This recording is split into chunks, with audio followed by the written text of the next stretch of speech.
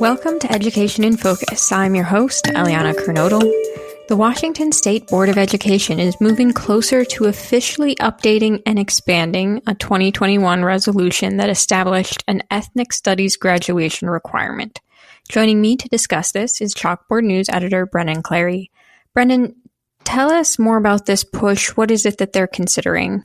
Yeah, so the Washington State Board of Education, they are looking at a legislative platform to essentially require students to learn about ethnic studies throughout their courses, right? So usually you have a graduation requirement that, so states will have sort of, this is what students need to know throughout their classes. And that might be that and usually it's in correlation with other things. And so maybe it's like own class, for example, like you wouldn't have like an ethnic studies course, but maybe that would be part of it, or maybe it would be you need to have this in the social studies guidelines or the history standards. Like we're going to kind of revise those and update those. So I think that there's a number of different ways you can do that legislatively, but you can create a platform to say students will receive this amount of information about ethnic studies. We're still on the early stages. They're still deciding like, here's what do we give to the legislature. So we're deciding on essentially, the legislative, there's that graduation requirements initiative based on that previous resolution.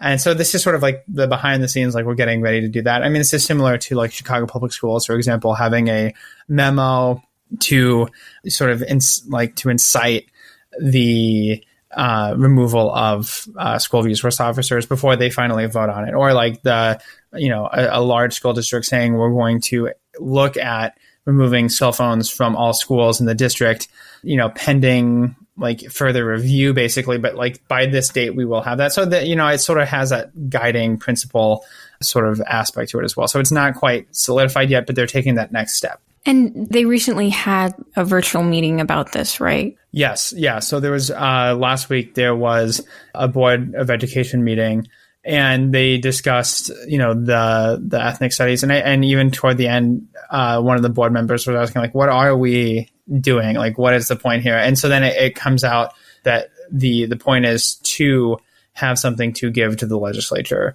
So it comes back to the board, and then at the October meeting, they vote to approve that and adopt that for the upcoming legislative session, according to the vice chair of the Washington State Board of Education. So then what concerns have opponents raised to some of the details that they've discussed? Yeah, so one of the Washington chapter of the Foundation Against Intolerance and Racism, or FAIR as it's called, has come out against this and said, this basically is a way to promote social justice theories and sort of activism, another way to view the world essentially as a like oppressor versus oppressed. So that's all according to this organization there. Also, some teachers have raised concerns about that, according to the piece published on Chalkboard News, but originally written by the Center Square, their sister organizations, if people aren't familiar with that. But essentially, they reported that a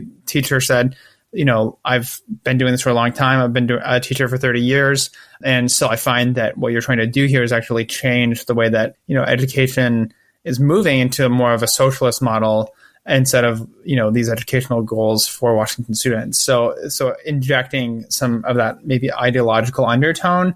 So that's really been the criticism. And people I've spoken to about ethnic studies more broadly as well, they've also had that sort of angle of like, it's not wrong to talk about. It's very good, in fact, to talk about different kinds of cultures and different histories than maybe just what has traditionally been in, the history books. But at the same time, if you're sort of giving way to, one ideological perspective instead of multiple, then maybe you're kind of loading these terms. And if you're using kind of a framework like in Washington, you can see that they're taking like an anti-racist stance, and specifically towards decolonization, which is invoking a lot of language about, oppressor and oppressee, and that you have like a narrative of history that views people in sort of like a critical, Marxist or sort of abolitionist lens, right? And so that sort of adds a lot of freight to some of these terms and sort of muddies the ideological waters a little bit. So I think that critics of that would say, you're sort of doing that. You're muddying the waters and moving this in a different direction than just basic educational goals for Washington students. Yeah, it's definitely one of those things of any of these sorts of broader principles that get passed. It becomes a question of how are those implemented and what position does it put teachers in, and like what exactly is it setting up there? Right, exactly. How has the State Board of Education responded to those concerns?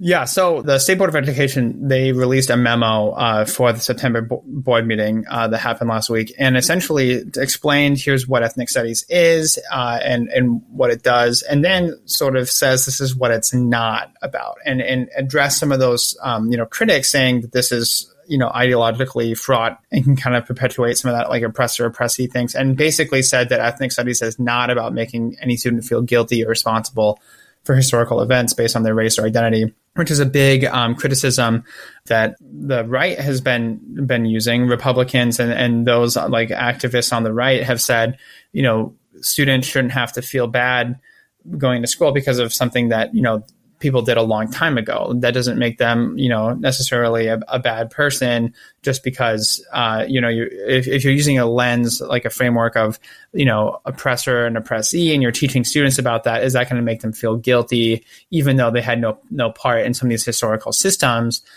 So they say that it's about understanding different perspectives and histories, not assigning blame. And I think that, you can get really into the weeds there of like, well, then how do you discuss some of these things without making people feel bad? And another thing is in terms of practice is, you have school districts like in Seattle, they're using social identity wheels, and they are having students basically, and we've reported on this, they are having students sort of check their privilege, essentially write it down and map out like where do you fall on these different kinds of things, like based on your characteristics. And so that's an interesting thing of like, how does that actually look in practice? And then, they talk about racial superiority, how like it does not promote the idea that any race is superior to another, or that it's not about pushing a particular ideology or set of beliefs onto students. And then they say it's about critical thinking, promoting understanding, and encouraging students to explore multiple viewpoints. They also said it's not confined to a single course. So like that's what I talked about earlier. They said that it's an interdisciplinary approach, so that it's like weaved into courses like English and social studies. So again, I think that it'll have to be kind of finalized before we see that. And then it's also not talking about like a specific ethnic studies curriculum. And so that can be made by school districts. And that is how it is already. Like there have been school districts around the country that have, worked with outside groups to get ethnic studies curriculums and adopt those. And they've celebrated those before. Also in this memo, there is that talk about, systemic racism and anti-racism and ending oppression. So you kind of have to ask, like, is that in itself a ideological point of view? And if it is, then is that being sort of espoused by the state? And so I think that that's kind of a question that, critics are probably going to raise and say, like, even the fact that you're using that in sort of understanding what ethnic studies is shows that you might have some of that ideological, like that there might be ideological, and I like to use the word freight, like you're loading these kinds of terms with these ideas. So it's very interesting. We'll have to see how it plays out in Washington there. Well, Brendan, thank you for your insights on this story. Listeners can keep up with this story and more at chalkboardnews.com.